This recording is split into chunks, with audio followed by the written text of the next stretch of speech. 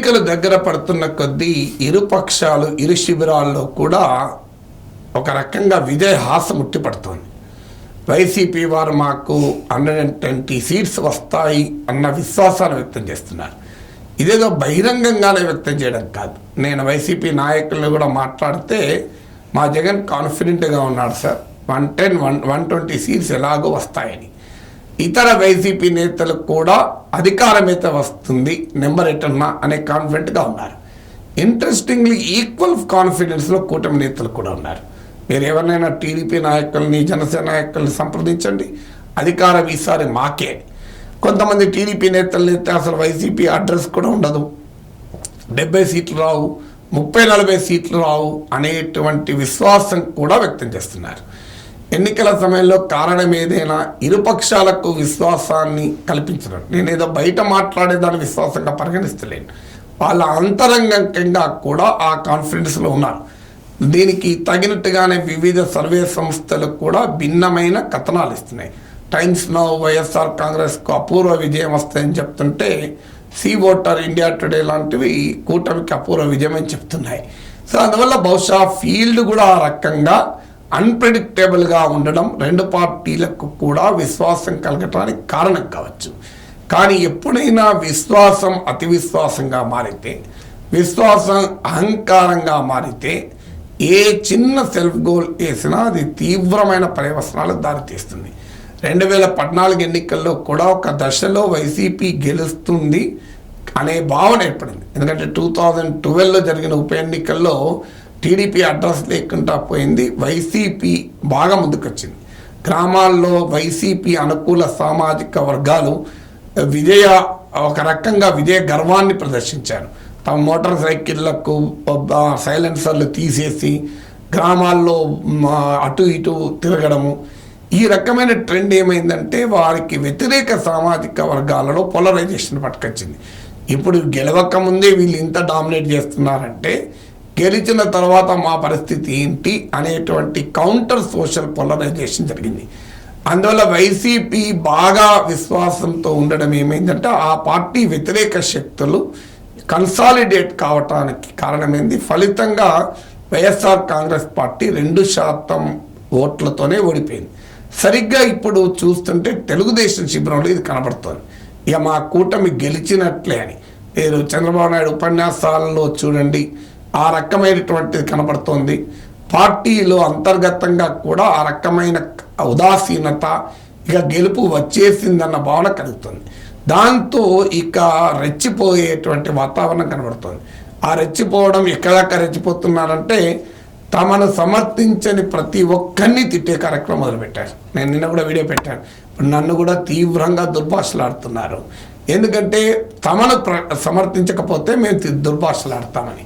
ఇదే పొరపాటు గతంలో జగన్ ప్రభుత్వం కూడా చేస్తుంది, మీకు గుర్తుందని. డాక్టర్ సుధాకర్, జగన్మోహన్ రెడ్డి ప్రభుత్వం కరోనా సమయంలో ఆయన కొన్ని కామెంట్లు చేశారు, మాస్కులు లేవు అని.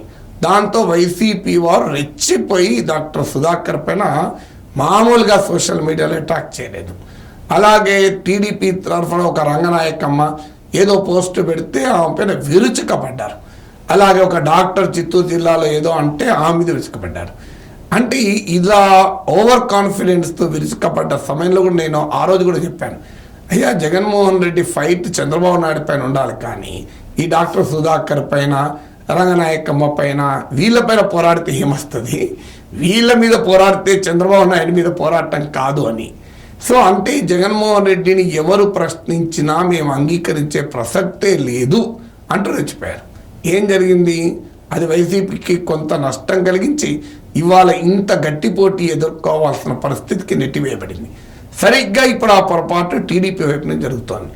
అటు వైసీపీని వ్యతిరేకించడం కాదు, వైసీపీని ప్రశ్నిస్తే మేము సహించమనే ధోరణి వైసీపీ ప్రదర్శించి ఇవాళ ఈ స్థాయిలో గట్టి పోటీ ఎదుర్కోవాల్సిన స్థితికి నెట్టివేయబడింది.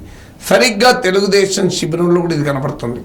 తమను సమర్థించకపోతే వారిని సంగతి తీరుస్తాం, తమను ఏ విషయంలో ప్రశ్నించినా మేము ఊరుకోం, వాళ్ళ సంగతి తీరుస్తామంటూ నాలాంటి వాళ్ళ మీద కూడా పడుతున్నారు.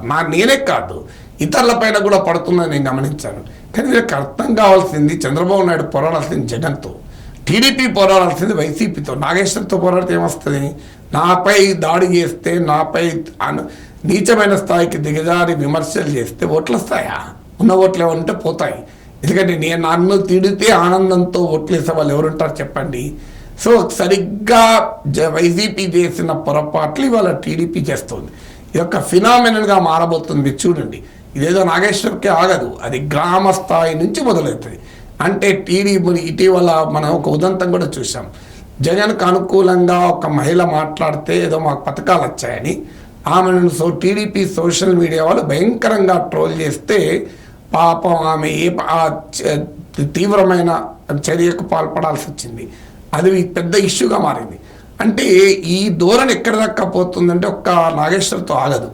ఈ ధోరణి ప్రతి వార్డులో, ప్రతి పట్టణంలో, ప్రతి ఆఫీసులో, ప్రతి కాలనీలో, ప్రతి గ్రామంలో కూడా మారుతుంది. అంటే మేము గెలవబోతున్నాం, మమ్మల్ని ఎవరైనా ప్రశ్నిస్తే ఊరుకోం, సంగతి తేలుస్తాం, మమ్మల్ని సమర్థించకపోతే మిమ్మల్ని ఏమైనా అంటాం అనేటువంటి అహంకారం ఎప్పుడైతే ప్రదర్శించడం మొదలవుతుందో అది తీవ్రమైన నష్టానికి కారణమయ్యే అవకాశం ఉంటుంది. ఎందుకంటే ఇప్పుడు కూడా ప్రజలు దేన్నైనా సహిస్తారు కానీ అహంకారాన్ని సహించారు.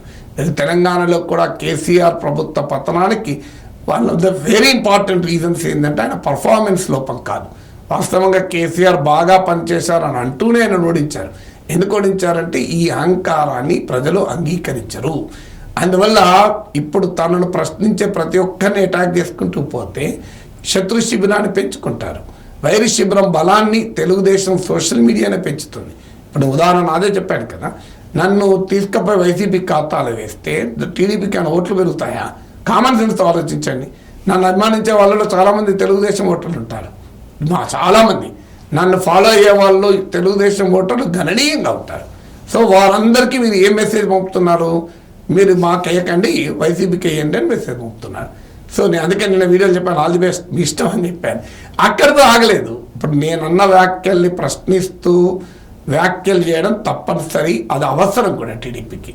కానీ నా పైన వ్యక్తిగతంగా నీచంగా దిగజారి వ్యాఖ్యలు చేయడాన్ని తెలుగుదేశం మిత్రులే అంగీకరించలేకపోతున్నారు. నాకు తెలుగుదేశంలో ఉన్న కీలక మద్దతు ఇచ్చేవారే ఫోన్లు చేసి చెప్తున్నారు, ఇది ఎక్కడే వ్యవహారం సార్, మా వాళ్ళు ఈ స్థాయికి వెళ్ళిపోయారు, వీళ్ళు ఏం మా చెట్టు మేమే నరుక్కుంటున్నాం, చెప్తే అర్థం కావడం లేదు, ఆవేదన వ్యక్తం చేస్తున్నారు.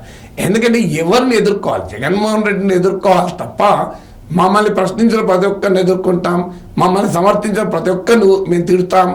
ఈ వైఖరే తెలుగుదేశం పార్టీకి నష్టం చేస్తుంది. ఈ అహంకారం ఒక్కచోట ఆగదు, ఈ అతి విశ్వాసం ఒక్కచోట ఆగదు. ఇది కింది స్థాయి వరకు కూడా వెళ్ళి చివరకు నష్టాన్ని పార్టీకి కూటమికి తెచ్చే అవకాశమే కనబడుతుంది.